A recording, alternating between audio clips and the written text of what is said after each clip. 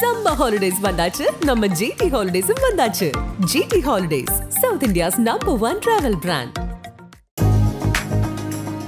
தனுசு ராசி அன்பர்களுக்கு விசுவாவச வருடம் மிகப்பெரிய ஒரு மாற்றத்தை, பொருளாதார வளர்ச்சியை, வாழ்க்கையின் தரத்தை உயர்த்தக்கூடிய ஒரு வருடமாக தான் இந்த வருடம் முழுவதுமே பாத்தீங்கன்னா ரொம்ப சுறுசுறுப்பாக இருக்கக்கூடிய ஒரு நேரமாக தான் இருக்க போகுது. இந்த அர்த்தாஷ்டம சனி உங்களுடைய 4ஆம் இடமான சுகஸ்தானத்துல வர்றதுனால எல்லாருக்குமே ஒரு பயம் இருக்கும். நமக்கு எங்க தேவையில்லாத உடல் பிரச்சனைகள் வந்துருமோ, ஹெல்த் இஷ்யூஸ் நிறைய வந்துருமோ அப்படின்ற மாதிரியான ஒரு குழப்பமான ஒரு சூழ்நிலையில நிறைய தனுசு ராசி என்பர்கள் ஒரு பயத்துல இருப்பீங்க. அது எல்லாமே பாத்தீங்கன்னா உங்களுடைய நேர்மை, உங்களுடைய எளிமையான வாழ்க்கை, எதுக்குமே ஆசைப்படாம சில தனுசு ராசி என்பர்கள் எல்லாருமே இருக்கிறதுனால இந்த அர்த்தாஷ்டம சனி பெரிய அளவுல உங்களுக்கு பாதிக்காது. இந்த அர்த்தாஷ்டம சனியில இந்த தனுசு ராசி என்பர்கள் நிறைய வெளிநாட்டு பயணங்கள் மேற்கொள்ளக்கூடிய ஒரு டைமா இருக்கும். அதே சமயத்துல சொத்து சேர்க்கக்கூடிய முயற்சிகள்ல நிறைய பிரயத்தனங்கள் எடுப்பீங்க. உங்களுக்காக சொத்து சேர்ப்பீங்களா அப்படின்னு கேட்டீங்கன்னா அதுதான் இல்ல.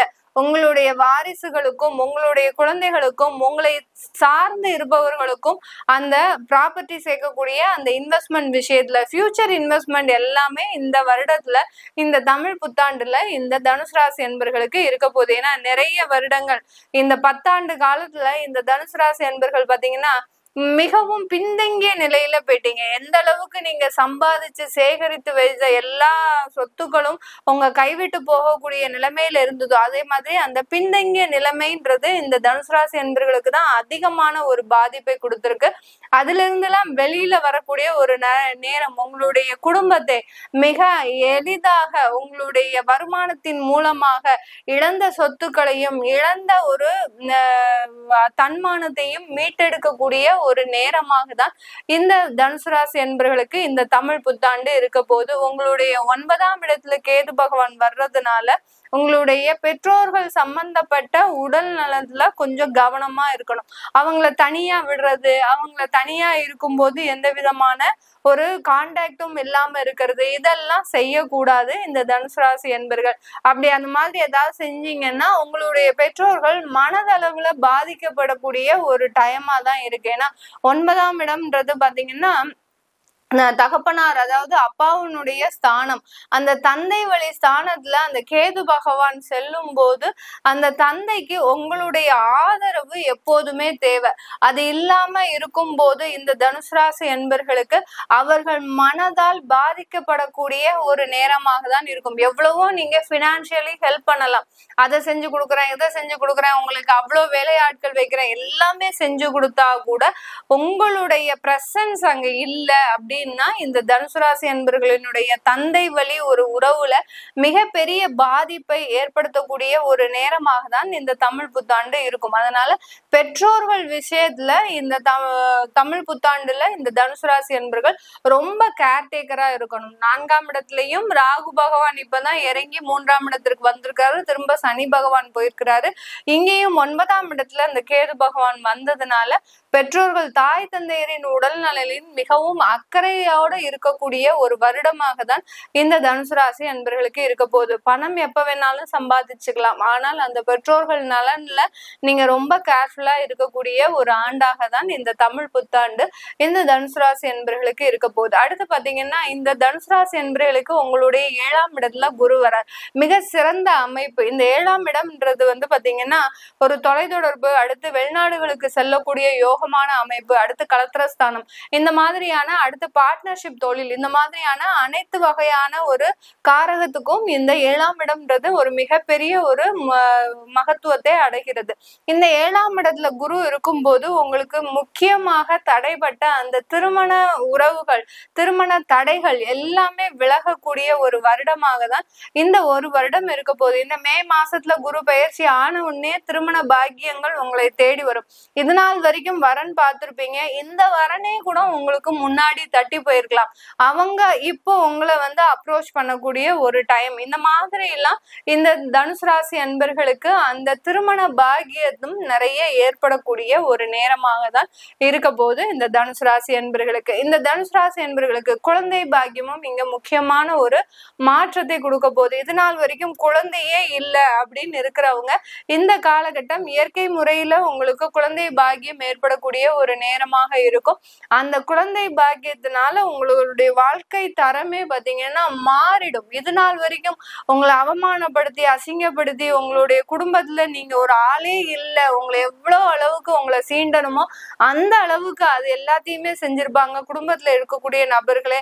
இந்த ஒரு குழந்தை பாக்கியத்தினால பாத்தீங்கன்னா நீங்க ஒரு பெரிய மகாராணி அளவுக்கு நீங்க ஒரு சித்தரிக்கப்படக்கூடிய ஒரு நேரமாக தான் இருக்கும். அந்த அளவுக்கு உங்களுக்கு ஒரு உபசரணைகள், உங்களுடைய உடல் நலன்ல ஒரு கேர் எடுத்துக்கிறது, இந்த மாதிரியெல்லாம் அந்த குழந்தை பாக்கியத்தினால இந்த தனுசு ராசி அன்பர்களுக்கு மிக பெரிய அளவுல ஒரு நல்ல ஒரு வாழ்க்கை தரம் அமையக்கூடிய ஒரு நேரமாக தான் இருக்க போகுது. இந்த குழந்தை பாக்கியத்தினாலதான் நீங்க ரொம்ப பெரிய அளவுக்கு பிரச்சனைகள்லாம் சந்திச்சிருப்பீங்க. கடந்த ஒரு 5 வருஷமா, ஒரு 3 வருஷமா, அட்லீஸ்ட் ஒரு திருமணம் ஆனதுல இருந்து ஒரு 2 வருடம், 1 வருடம், இப்படி எத்தனையோ வருடங்கள் ஆனாலும் அந்த குழந்தை பாக்கியம் வந்த உடனதுக்கு அப்புறம் பாத்தீங்கன்னா உங்களுடைய பழைய பிரச்சனைகள் எல்லாமே காணாமல் போகிறதுக்கு உண்டான ஒரு நேரமாக தான் இருக்க போகுது. இந்த தனுசு ராசி என்பர்களுக்கு இந்த தமிழ் புத்தாண்டுல பாத்தீங்கன்னா என்னென்னலாம் பழைய பிரச்சனைகள் இருந்ததோ, நீங்க கடனால் அவதிப்பட்டிருக்கலாம், சொந்த வீடு இல்லாம அவதிப்பட்டிருக்கலாம், வேலை இழப்புகள் இந்த தனுசு ராசி அன்பர்களுக்கு ஒரு விடாது கருப்பாக அப்படி தொடர்ந்து வந்துகிட்டே இருக்கு. நானும் எங்க இல்லாம சுத்தி வந்துட்டு இருக்கேன் மேடம், என்ன ஒரு இடத்துல இருந்து இந்த வேலை பார்க்க முடியல, அந்த அளவுக்கு வேலையில டார்ச்சர் அதிகமா இருக்கு அப்படின்னு சொல்லக்கூடிய அளவிற்கு வேலை இழப்புகள், இந்த மாதிரிலாம் அடிக்கடி நிகழ்ந்த ஒரு பிரச்சனைகள் எல்லாமே இப்ப தீரக்கூடிய ஒரு வருடமாக தான் இந்த தமிழ் புத்தாண்டு. மிக அருமையான ஒரு காலமாக இருக்க போது. இந்த காலகட்டத்துல இந்த தனுசு ராசி அன்பர்கள் தொழில்ல நிறைய ஒரு பார்ட்னர்ஷிப் தொழில் ஏற்படுவதற்குண்டான ஒரு நேரம். உங்களுடைய நெருங்கிய நண்பர்களே பாத்தீங்கன்னா உங்களுடைய பிசினஸ்ல இன்வெஸ்ட்மெண்ட் பண்றேன்னு சொல்லலாம்.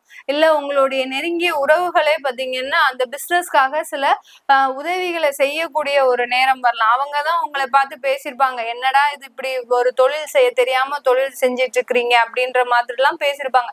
இப்ப அவங்களே முன் வந்து உங்களுடைய தொழில்ல ஒரு பார்ட்னர்ஷிப்பாக சேர்வதற்குண்டான ஒரு வாய்ப்புகள் அதிகமாக இருக்கக்கூடிய ஒரு நேரமாக தான் இந்த தனுசு ராசி என்பர்களுக்கு இருக்கு.